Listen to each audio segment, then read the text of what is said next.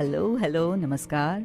मैं हूं Komal Chhabria and you are tuned into sochcast.com, जहां अपने सोच विचार बताने का ये सुनहरा अवसर मुझे मिला, तो मैंने सोचा इट्स द बेस्ट टाइम इस माध्यम से आपसे जुड़ने का।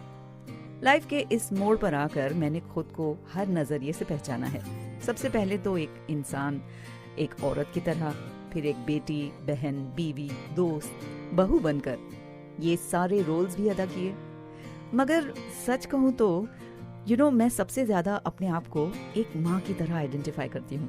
वो शायद इसलिए भी क्योंकि बचपन से मैंने अपनी मम्मी को ही अपना आइडल माना है।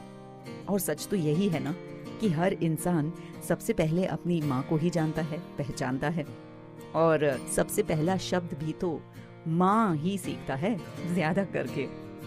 इसी सोच के बारे में मैं अपने अनुभव आपको सुनाऊंगी इस शो पर, जो है माँ के मन की बात। तो अपने बचपन में मैं कैसे अपनी मॉम से इंस्पायर हुई ये बताऊं?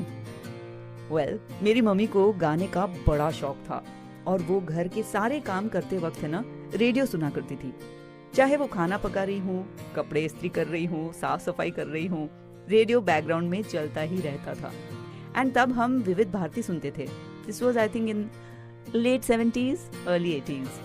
अब छोटे से घर में मैं भी अपना होमवर्क वगैरह करते करते उन 60s और 70s के फिल्मी गानों को सुनती ही रहती थी। मजे की बात तो ये है कि आज तक मुझे उस जमाने के सारे गानों के लिरिक्स याद है। Can you believe it? अगर अंतरा नहीं तो समझिए मुखड़े तो पक्का ही याद है मुझे। और बस रेडियो से, फिल्मों से, संगीत से, कला से मेरी पहचान कराई मेरी मम्मी ने।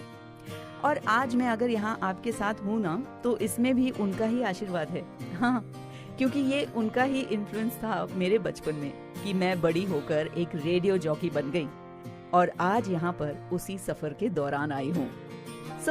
मॉम के साथ साथ मुझे भी गाने का शौक था और अपने टीनेज में कुछ समय के लिए मैंने क्लासिकल सिंगिंग भी सीखा था, क्योंकि मेरी मम्मी का एकमात्र सपना यही था कि वो एक सिंगर बन सकें, लता जी, आशा जी की तरह गाने गाएं। मगर उस जमाने में लड़कियों का फिल्म इंडस्ट्री के साथ किसी भी किस्म का लेना देना कितना बुरा माना जाता था। It was a taboo. हालांकि मुझे इतनी कोई रोक टोक नहीं थी, बट ऑफ कोर्स कुछ लोगों की सोच आज भी ऐसी ही है इस इंडस्ट्री के बारे में। काम करने से बदनामी होती है वगैरह वगैरह। खैर, अब इन बातों से तो मुझे कोई फर्क नहीं पड़ता, क्योंकि हम अपनी सोच को तो चेंज कर सकते हैं, दूसरों की नहीं। बाय द वे, ये बात भी मुझे मेरी मॉम ने ही सिखाई। ये तो थी मेरी बचपन की कहानी। कट टू, अब मैं खुद एक माँ हूँ और मेरे 2 बेटे हैं, राज और राहुल। अब इनके नाम ये कैसे रखे गए, ये कहानी मैं किसी दिन आपको जरूर सुनाऊंगी। बट इन दोनों को काफी हद तक मैंने वैसे ही पाला और बड़ा किया जैसे मैं बड़ी हुई। और आज जब उनको मैं देखती हूँ ना, तो आई रियलाइज कि कैसे उन्हें मेरे संस्कार, विचारधारा, my moral values, cultural values, जिसको पेरेंटिंग भी कहते हैं, मैंने उन्हें दे दिए। हाँ, कुछ बातें हैं जिनको एज एन इंडिविजुअल मेरे नेचर के या जीवन के अनुभवों के अनुसार भी उनको मुझसे मिले हैं। बट ये पक्की बात है that they are like me and of course like their dad too. जब पेरेंटिंग की बात चली है, तो मुझे ऐसा लगता है कि पेरेंटिंग आमतौर पर अगर देखी जाए तो वो पीढ़ी दर पीढ़ी चली आती है ना। अपने दोस्तों के साथ डिस्कशंस में या अपनी फैमिली में ही मैंने ज्यादातर देखा है। जैसे मेरी मासी की बेटी या मेरी दूसरी कजिन्स, आज जब हम अपने बच्चों की परवरिश की बातें करते हैं ना, तो उनकी पेरेंटिंग स्टाइल बिल्कुल वैसी ही है जैसे वो खुद पली बड़ी थी अपने पेरेंट्स के द्वारा। Let me tell you about my dearest मासी। मीना मासी बहुत मॉडर्न और स्टाइलिश मॉम थी। आज मेरी कजिन यानी उनकी बेटी मेहर बिल्कुल वैसी ही माँ है। और मुझे मासी की पेरेंटिंग इसलिए अच्छी तरह से याद है क्योंकि हमने अपना बचपन उन्हीं के साथ गुजारा था। मेरी कजिन मेहर ने हाल ही में अपनी बेटी से रिलेटेड मुझे एक बात बताई कि अब वो एक टीनेजर है और थोड़ी रिबेलियस हो गई है, मेरी कोई बात नहीं मानती। मैंने उससे कहा, मेहर, हम भी तो इस एज से गुजर चुके हैं ना।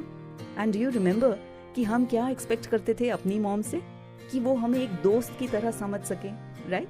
ना कि हमें गुस्सा करे। मेहर रियलाइज्ड दिस कि उसे अपनी बेटी के साथ वैसे ही डील करना है जैसे मासी ने उसके साथ किया था, as a friend and as a well wisher, patience और प्यार के साथ। वैसे आजकल की जनरेशन हमसे काफी अलग है, इंटरनेट के जमाने की जो है।